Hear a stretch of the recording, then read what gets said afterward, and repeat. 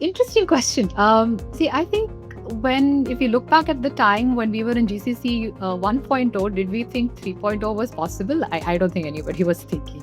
So, mature GCC, in my opinion, and it's a little controversial to say it, but let me go ahead and say it anyway. So, I believe that global headquarters must be comfortable with delegating real decision making authority, right? So, how do you think that GCC leaders actually build that trust within the global organization?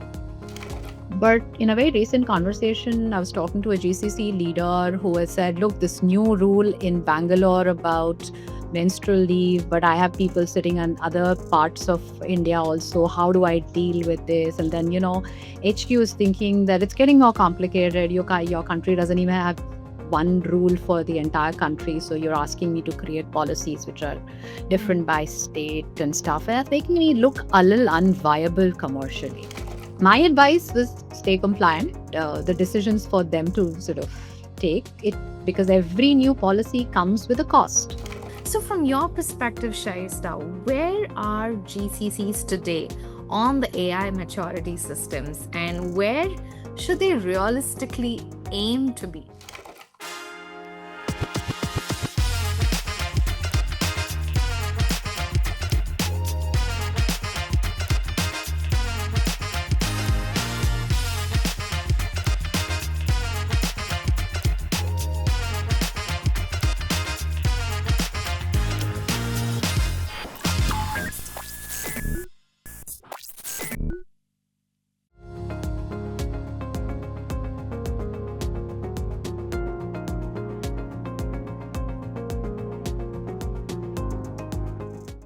Welcome to the Payroll Power List by Niamo, the podcast where we spotlight the people, ideas, and innovations shaping the future of payroll. I'm your host, Nancy, and in every conversation, I sit down with global leaders, change makers, and payroll visionaries to uncover lessons in leadership, transformation, and impact. Whether you're in the payroll trenches or leading from the boardroom, this is where the world's payroll conversations come to life. And today we are joined with Shaista, the founder and principal consultant at Kenza. For our listeners, it's very important to note that your journey mirrors the evolution of this industry, right? Beginning from KPO to today, what's called GCC 3.0. What brought you into this space, and what has it been like, not just witnessing, but leading through that transformation? Thank you for having me here, Nancy. It's a pleasure to talk to you today. And you're right, my career sort of has grown and evolved as the industry has. But I would say that, it's not like I chose it. I just happened to be at that stage, early 2000s, when I was entering the workforce. The world of outsourcing had just graduated from what was then called BPO. And to give you a picture of what that looked like, very young folks, as young as graduates of 12th standard with good English speaking skills, were entering the BPOs, making a lot of money, having to work all nights that their parents did not like. And that came the second wave after that, which was the KPO wave, the knowledge process outsourcing wave, as we call it today. Honestly, back then, we did not know what we should call ourselves. The big shift here was in terms of the talent profile. You had the top-notch engineers and MBAs who were now working, other than day and some overlap hours of the night, actually working on sophisticated research and analytical work, not just sort of, attending calls in a certain accent. And that was a big shift. And that was also the time when I was entering the workforce. The jobs were here, and I landed in a company called Evalueserve. And there's an anecdotal piece that I'd like to share here, that Evalueserve was the organization which coined the term KPO. And like I said, we didn't know what to be called at that stage. So that was my birth of my career and birth of me coming into this space.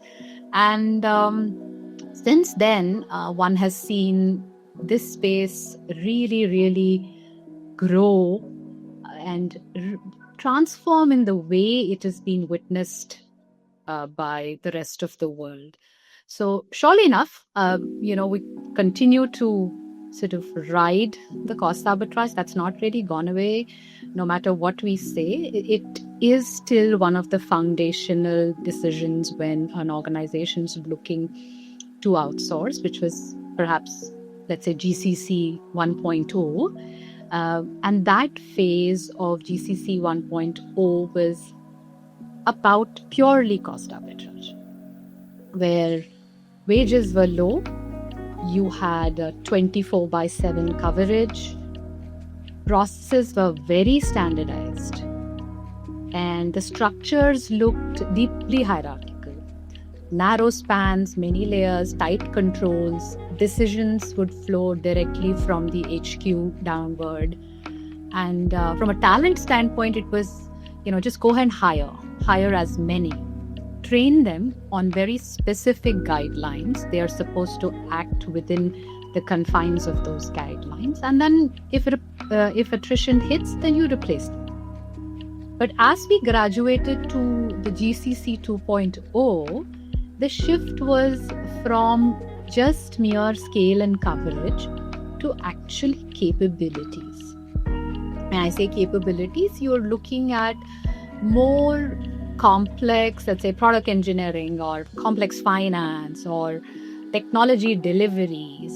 And that shift was a capability shift. And I always refer to it from an intellectual lens. We were moving up the needle there. And this is where the profound changes, one would say, came in the org model design itself. As a consultant at heart, I kind of look at some of those things closely.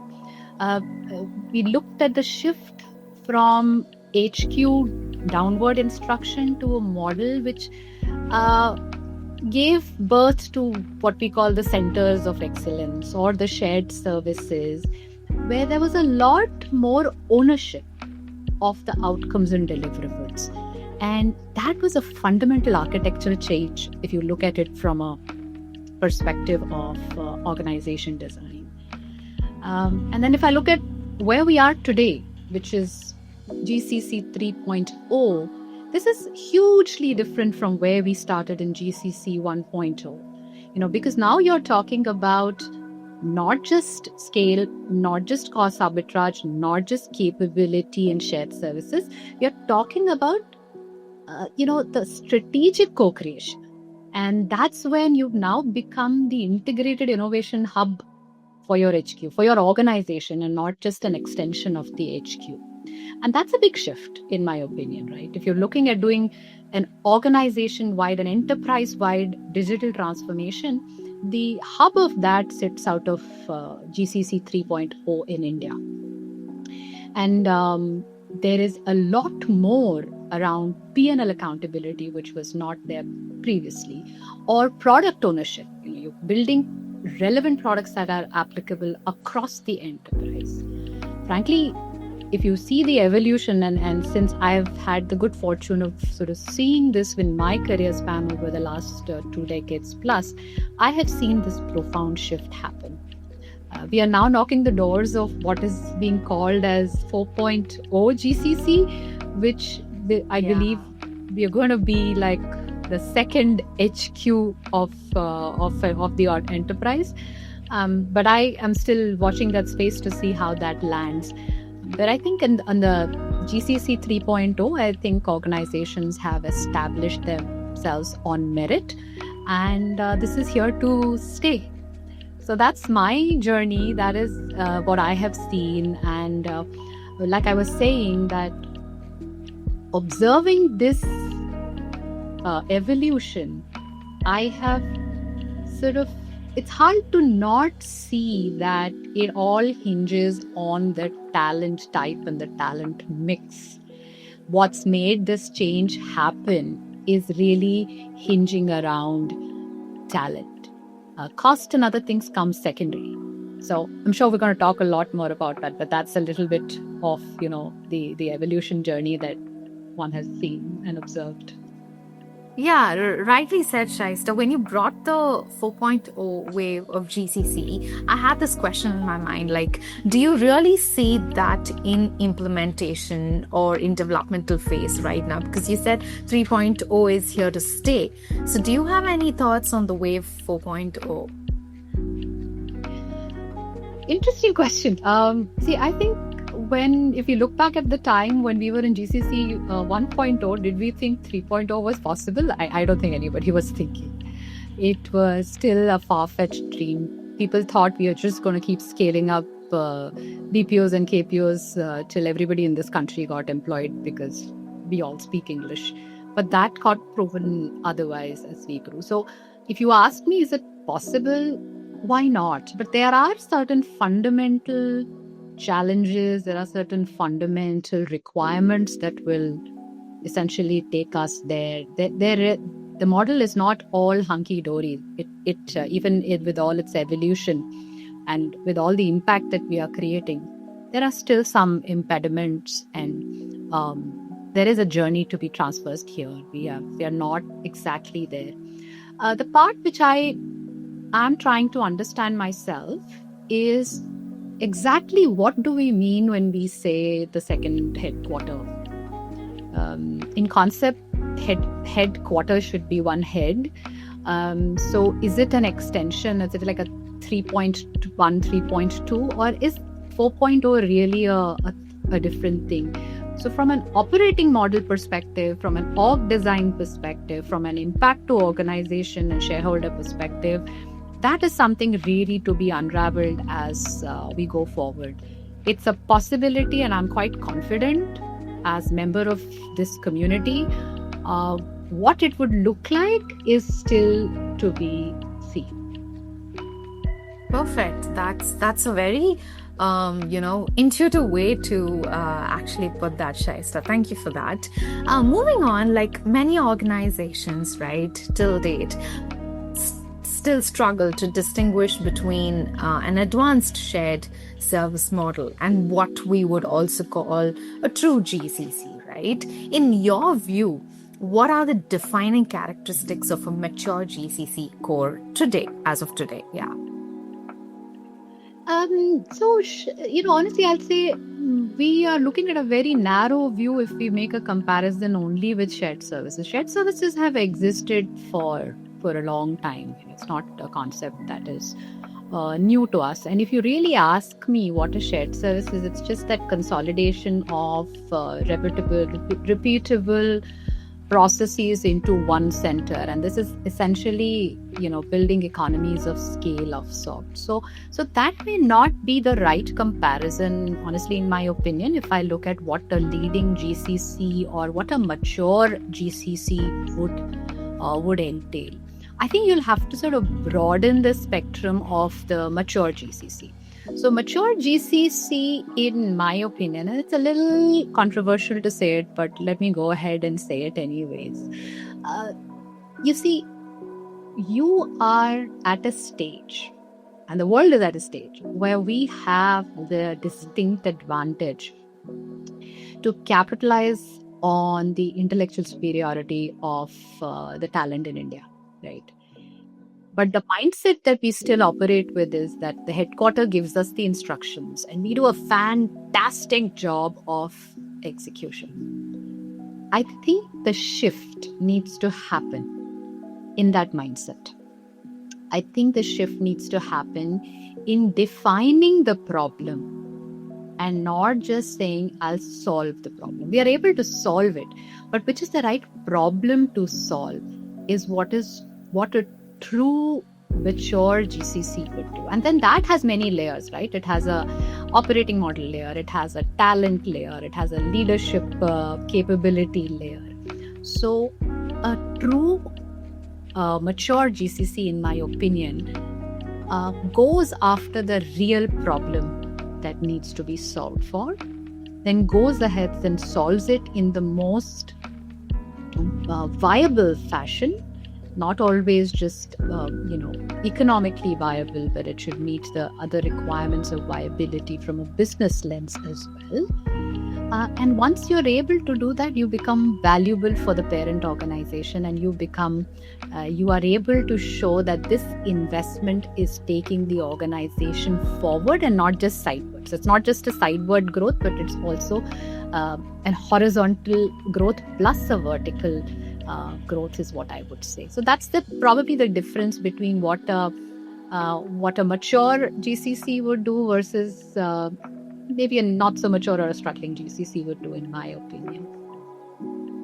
Moving on to leadership and enterprise influence, at the heart of GCC evolution is always like a critical and underlying narrative, which is the enterprise trust, right?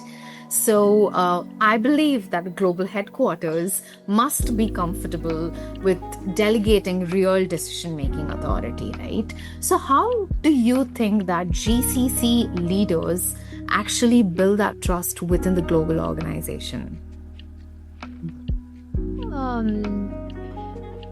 That's arguably the hardest question any GCC leader or even somebody who's remotely related, is currently struggling. It's not a straightforward answer. There are multiple layers of building trust, and the word you mentioned there, operating word, is really, really trust.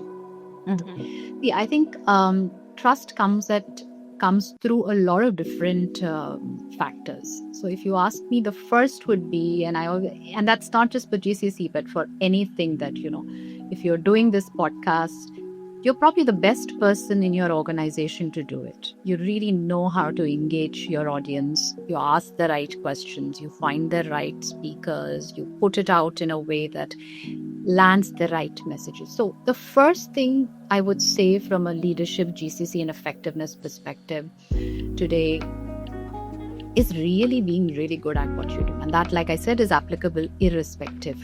So that is your entry ticket. You've got to be foundationally very strong.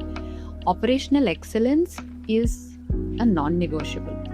If you are, and that's why I go back to the earlier point, right? People don't like to talk about cost arbitrage right now.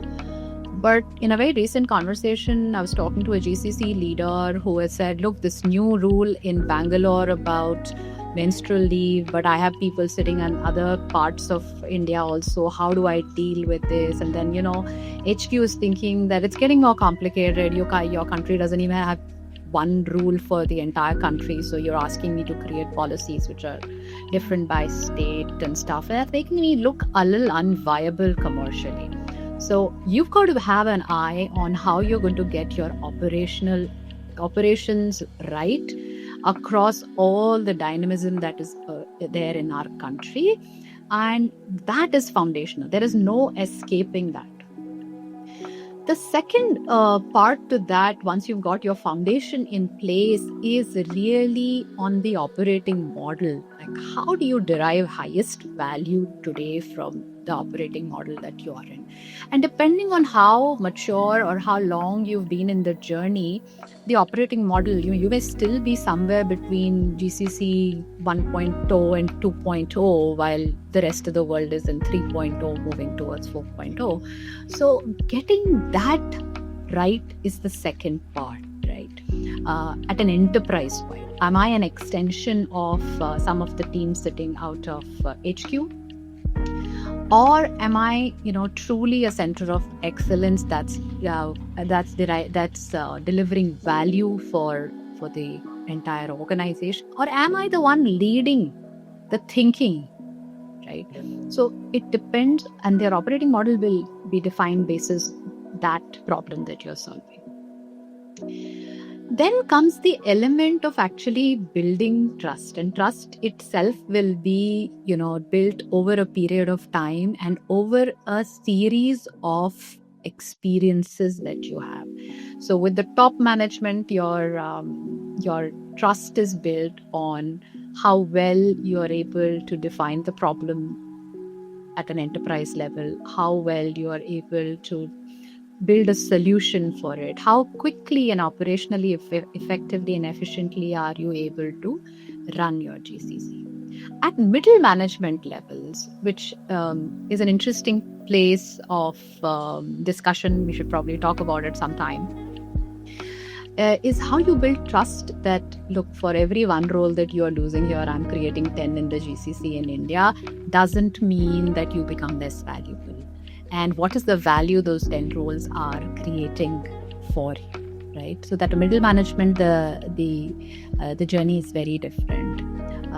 I think we are fortunately, if you are asked me this question, let's say 10 years ago, I would have said we need to still convince why India, why GCC construct, but we are far from there today. Today you look at any US company that is looking to scale, and they have probably seen one or two of their peers in India, they are very quick to say, can you duplicate what they have done, and can you take me? And sometimes the previous company entered 20 years ago and they have gone through their evolution. And in that evolution, they learned a lot through hit and trials. But here you want to just duplicate that overnight.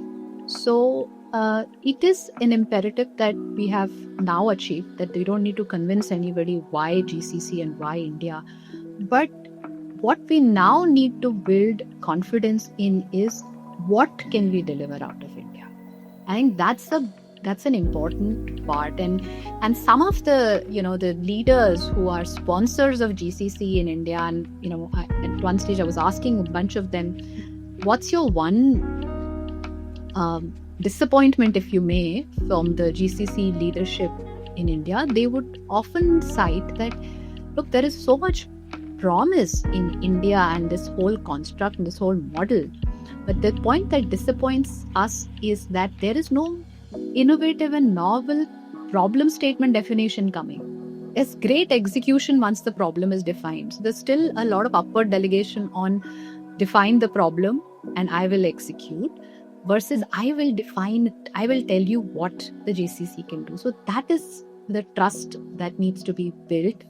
And this comes from a place of extreme maturity and confidence on the GCC leadership side, in my opinion. They have to feel most confident pushing the envelope on the thinking, and not just sort of saying, I can add 30 more seats and 50 more seats in my center. The game is now not of spread, not of scale, but of depth. And that depth is what the focus should be. And that's in my opinion, if I had to bet anything, I would say quality and depth is where the trust is going to be built in GCC 3.0 and 3.4.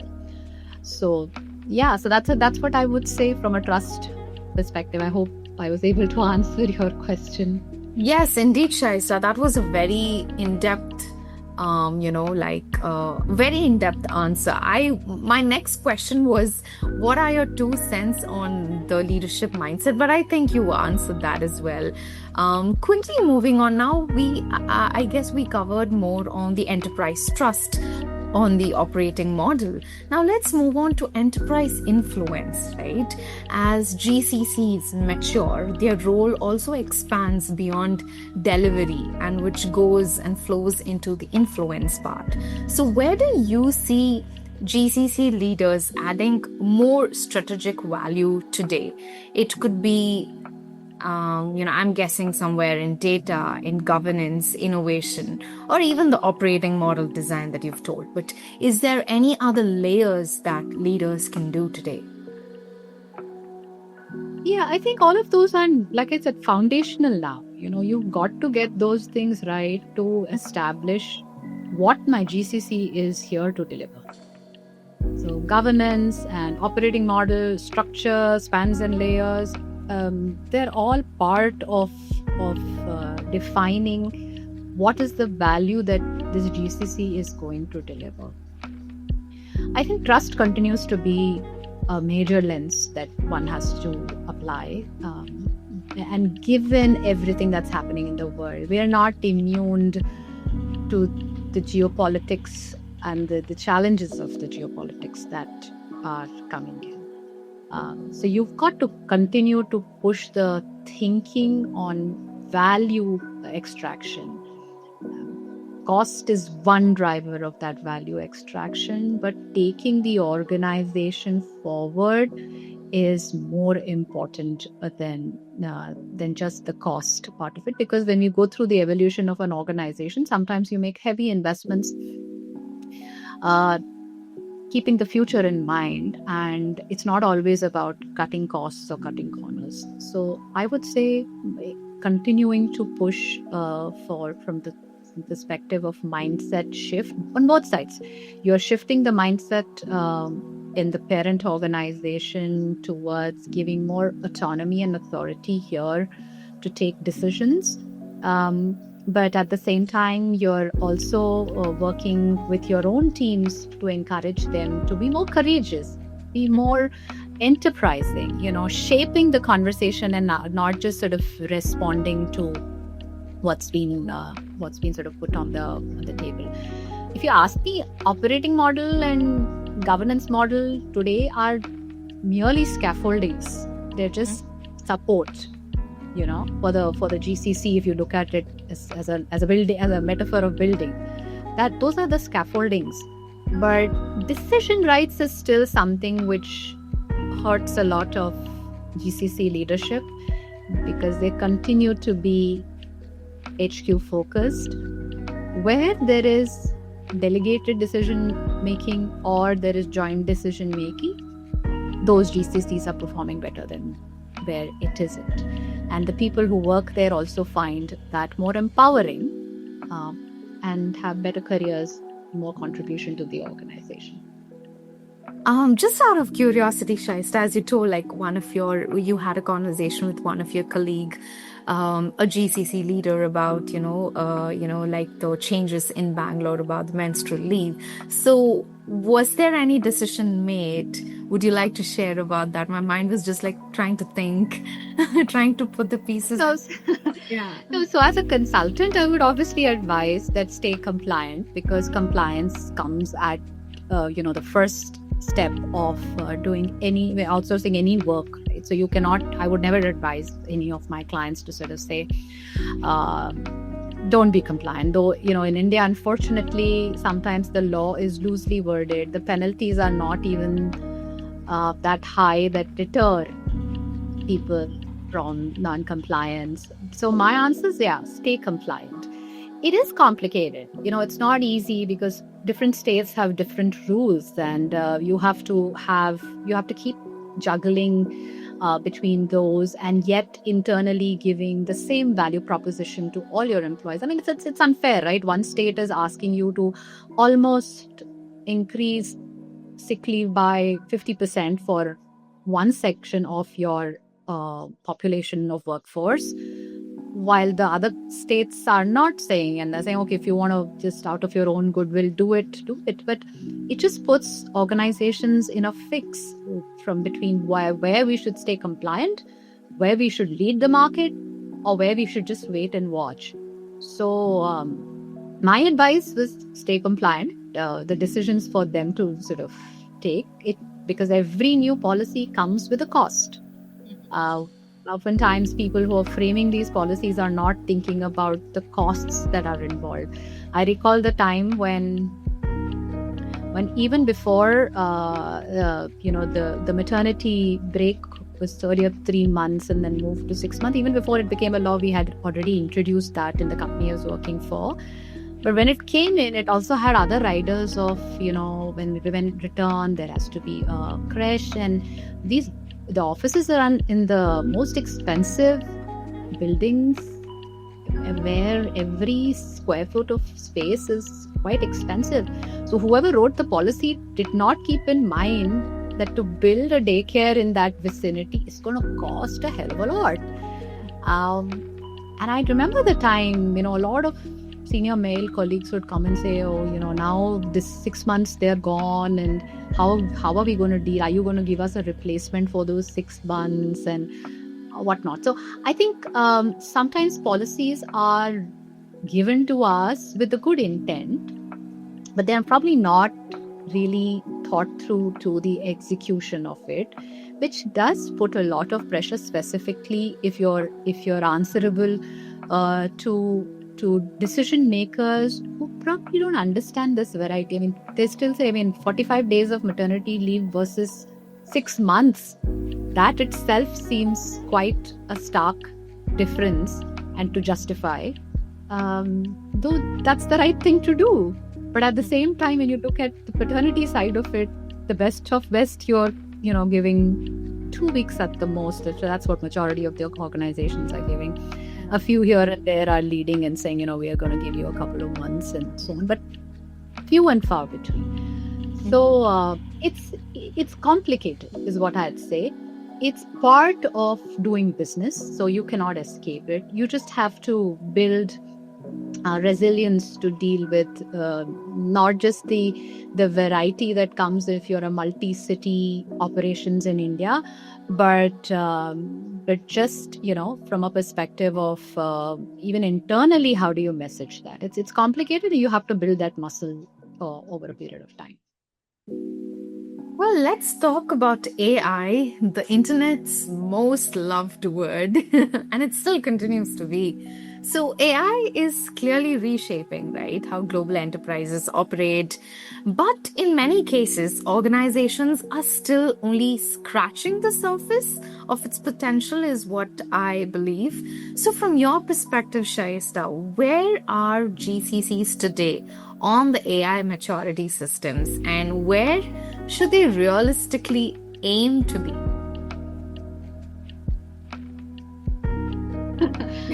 Is there any conversation that will happen without AI in the midst? Look, I am no expert. I am a novice myself, right? So it's to be unfolded is what I'd say. My biggest dilemma, I'm choosing my words wisely here, my biggest dilemma is that do we truly understand what AI means? Because most of what I see is actually just sophisticated automation, if you ask me. We were doing a certain process a certain way. We brought in technology which is now super cheap and super affordable and accessible as compared to what it was 30 years ago, 20 years ago. Actually, we are a product. This entire industry is a product of technology and telecommunication getting accessible and affordable, right? So what I see is more and more sophisticated automation coming into the play. And the reason I say that is because I am looking at the movements that are happening. Typically, is tech enablement. That's really valuable. But the way I understand AI, it is not truly AI. And let me also qualify what I think AI would be. To me, if we're rethinking how processes would work, how they would operate, that's a different question really to be answered, right? So if processes are running by themselves after you have set them up once and they are able to flag where humans are to intervene and what is routine and is being done by itself, that to me is AI. I'm not really sure where most organizations would be in this, but there is research behind this. I think last year BCG published a GCC score or something to do with generative AI maturity score of industries, including GCC and technology and other industries. And what I recall is that the GCC scored around the 40-45% mark there in terms of maturity on AI, while the technology in the BPO space scored far higher, close to 65% or so. Now, if I look at just that comparison and I look at the data which suggests a lot of jobs being replaced by AI in the technology and the BPO space, the call centers and the customer supports, etc. That makes sense. I mean, it's all coming together there. But GCCs, in my opinion, are still trying to figure it out. I think we're still much at the pilot stage than actual value generation stage. Let me even rephrase that. We are at a pilot stage and we're still waiting to get into a full-blown implementation or a transformation stage. Value generation would probably come in much later. Like, I mean, let's take, for example, this platform that you've been so kind to invite me on, right? Payroll. Now, I used to run a payroll on Excel sheets 20 years ago. Today, there are automated platforms to do that. But a true AI would probably tell me, here is the anticipated cash flow requirement of the 5 different offices that you have for the next 3 months. It could flag for me any anomalies that we are seeing in terms of the multi-city, multi-geography requirements of compliances. And then, highlight that these are the 5 things where a human hand is required. You handle it. But for everything else, routine, it just runs behind the scenes without anyone having to kind of supervise it. So there is a spectrum, in my opinion. There is what can be automated, which is low risk, which is repeatable. So therefore, and it is prescribed. So, you can just pick it up from the back end and sort of the bot or your AI agent is taking care of it. And there is the element of what could be a mix of interface between AI plus a human intervention. And then there could be something which is more predictive in nature, which is more a flagging of any anomalies in nature. So I think there's a spectrum out there. Very honestly, I'm yet to see somebody thump the table and say, hey, this is the investment I made. These are the absolutely transformational results I have seen. And here is the value this initiative of AI has generated. What I hear in name of AI is mostly the transformation which has happened on the grounds of automation and bringing in of technology. But having said so, that's based on my limited understanding of this space itself, this maturity. I mean, let's be fair, right? While AI has been building and in the mix for some time now, it's only been the last few years that's come to fore. So to expect, everything to transform based on something which is only 2 to 3 years old is also a little bit too premature, in my opinion. So to that extent, I take this question and this anticipation of what AI is doing with a large grain of salt. But is it not going to change lives? That's not true. I think it's going to change lives transformatively. It's just that we need to know how to use it right. That's precisely what we at Neeyamo do, right, Shaista? So at Neeyamo, we're driving the shift through our AI capability called ARIA, which stands for Adaptive Real-Time Intelligent Assistant. It's our HR and AI payroll agent. It actually reimagines how organizations engage with global payroll operations. Literally anyone can use it, from a payroll administrator to an employee. If you would want to go ahead and apply leaves, it can do that for you. If you would want it to break down your payslip and to give you a very layman explanation, it can do that. So as you said about the processes, about the anomaly detection, everything ARIA does.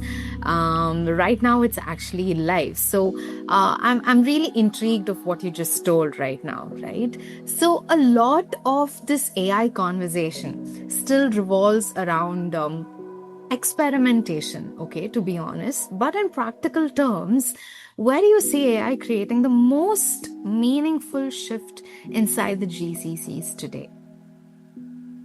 No, I think it is going to be a big shift. Like I said, if you see our evolution, there are still GCCs themselves are on a spectrum. There are still some who are between phase 1 and phase 2 sorts, right? There, I would say that's a big difference.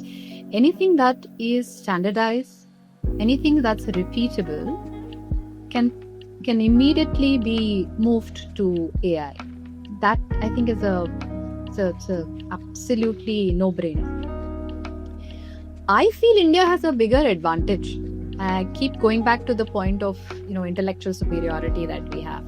So I feel we are at that space. No other country, let's be honest, hand on heart, can, if you were to tell me, put a 50-member AI excellence team for a client in less than 6 months, there's no other country that can promise you that except India, and for the sheer volume of the talent which is available. Now it's a different matter how evolved and what the quality of our talent readiness is. That's a different matter to be discussed, but we do have availability to start with, which is still something that I would say other countries may not be able to match immediately from the maturity. And to layer with that, the maturity of the GCC itself. Like, we've been in the business much longer. Like, one could argue, can China not beat us to AI? Any day we could, the kind of investments that they have done. But our maturity in terms of running GCCs and having seen the last 30-35 years of this evolution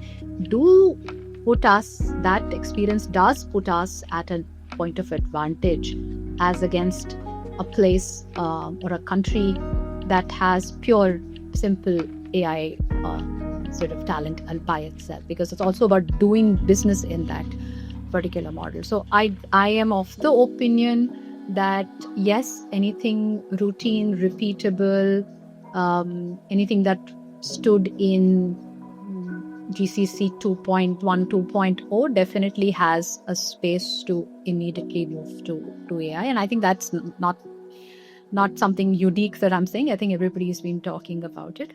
I feel like there is an opportunity for us to be able to influence the academia to ensure that our talent quality improves, which I'm personally, not confident that we are there right now.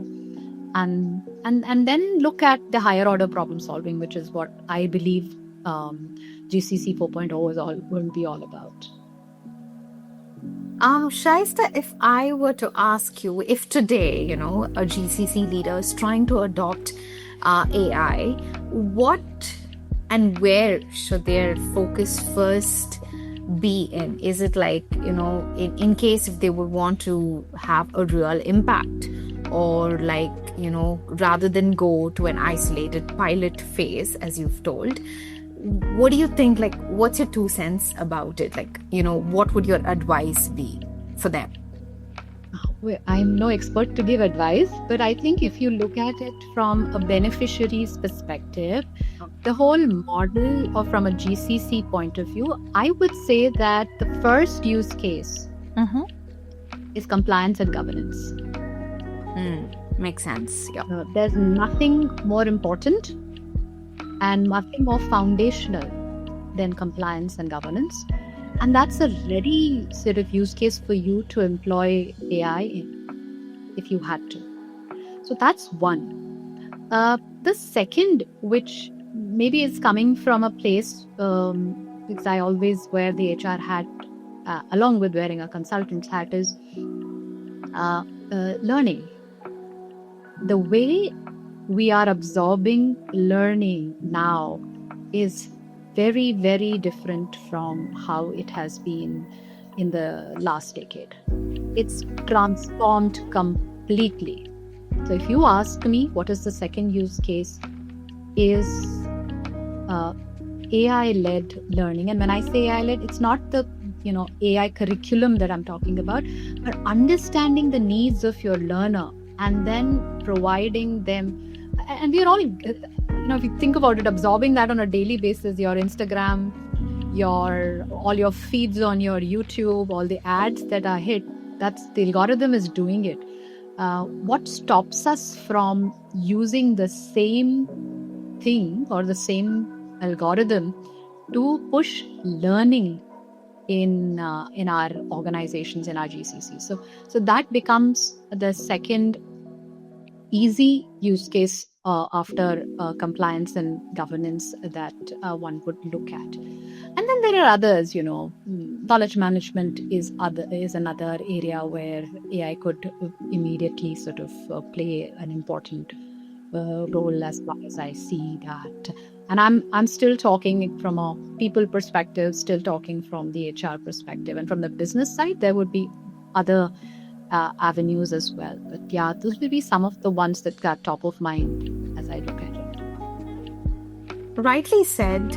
Now let's talk about talent. Okay, I know we are a country of rich talent, but India still continues to dominate the GCC landscape because of its sheer depth of available talent, right? But as GCC mandates become more strategic and technology driven, the conversation is shifting from talent availability to talent readiness, right?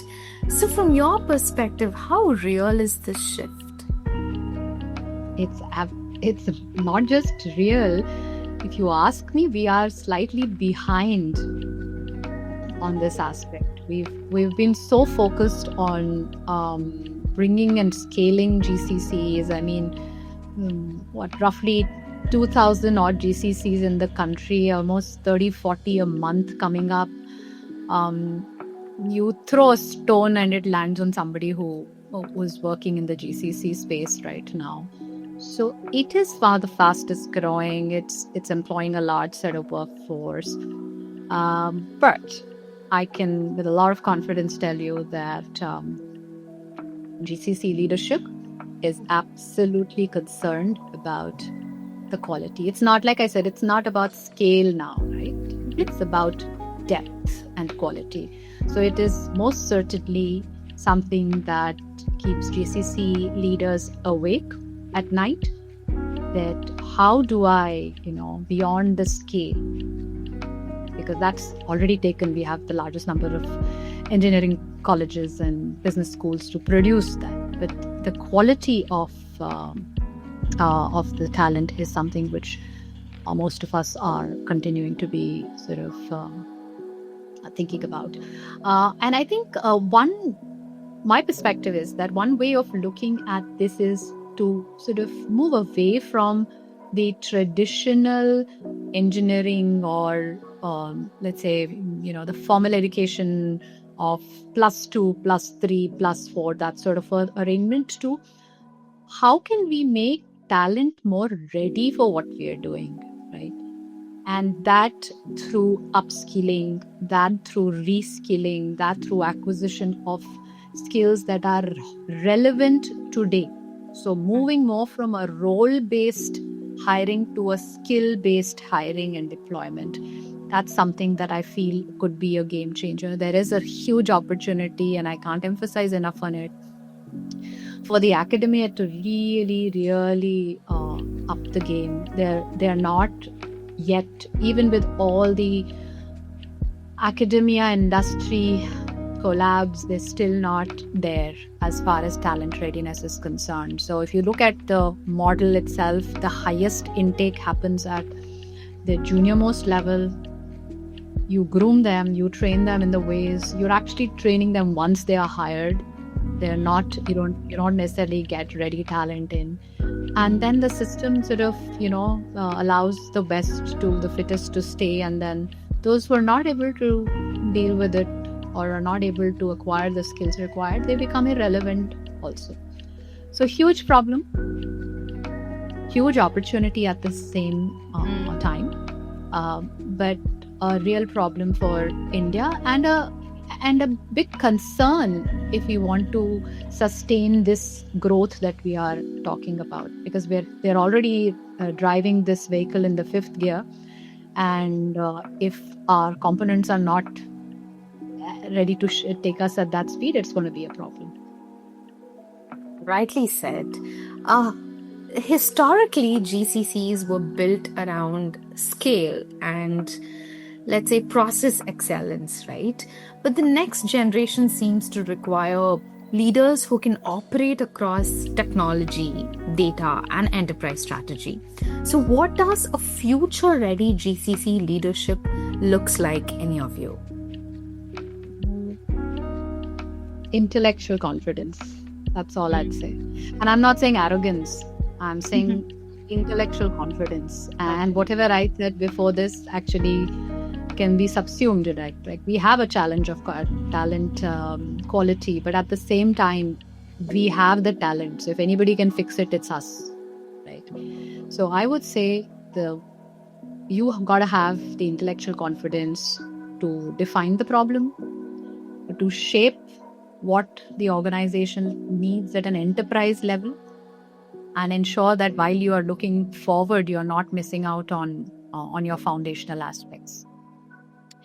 It's important, as organizations look at stability in the GCC space, to keep a close check on how the culture is forming, right? So I think that and I keep using the word value creation, not just job creation. So focus away from job creation now to value creation is something that we have to look at. You look at it from a enterprise-wide perspective, and you're right. Like no leader today can survive without understanding technology and what it can do for you. You don't necessarily have to be an AI expert, but you need to know what AI and data can do for you, and a combination of AI, data, platform, and sort of putting that together. It's also a no-brainer that you continue to need to have strong business acumen. You've got to understand how commercials work. You've got to understand the P&L approach of thinking. You've got to understand what value generation in a GCC setup to the parent organization is. But you also need to understand that after all of that is put in place, there is this layer of human leadership that you need to demonstrate from a perspective of investment in people, investment in relationships, investment in culture. Because at the end of the day, that's what it is. If everything could be put to AI, then, we were not needed. So yeah, that's what I would say. And I feel like at the risk of sounding or repeating myself, that intellectual confidence is very important with a combination of emotional humility as well. I think that's the best combination a future leader of the GCC could have. That was beautifully said, Shaista. Okay, let's wind up our podcast with one last question. If there is one shift organizations must make today, let's say right now, to ensure their GCC remains relevant and influential in the next decade, what would that be? Only one thing? Oh, no, you're free to say a lot more things. No, that's there'll be multiple, but look, what is like one of the most crucial and very important aspect? So here's a visual for you. We are a country of films, and not just Bollywood. There are just too many, we have so many languages here, and all the languages produce such great cinema, and songs are so integral to our movies, right? So think about us in this whole GCC journey as we started as the background dancers in a sound sequence. That's like, think about it, GCC, the 1.0 was when we were background dancers. By GCC 2.0, we started dancing next to the hero and heroine. Today, we are the main dancers. We are the hero and heroine. So what does it take? We are under the spotlight now. It just takes the right mindset to recognize that we have earned this spot and we've come to this place on merit, and take it forward from here and not sit on the past laurels of the 3 decades that we've sort of made the strategic investments in the growth and to bring us here. So that mindset is probably the one most important aspect which could break or make the journey ahead, in my opinion. Recognizing from where we started to where we have come, from the background to the main lead now. Now we should think like that leader and take the right genuine space under the sun for ourselves, but through intellectual superiority and confidence, taking it ahead. That's what I would say. That was well crafted, Shaista. Thank you so much for sharing your insightful and intuitive thoughts. Thank you for this opportunity. Really, really appreciate it. Great conversation. And Yes. Thank you. Thank you. Bye. Bye-bye. Thank you for tuning into the Payroll Power List by Niyamo. If you enjoyed today's conversation, be sure to subscribe, rate, and share the podcast with your peers. Stay connected with Niyamo for more insights, stories, and thought leadership from across the payroll ecosystem. Until next time, this is Nancy signing off.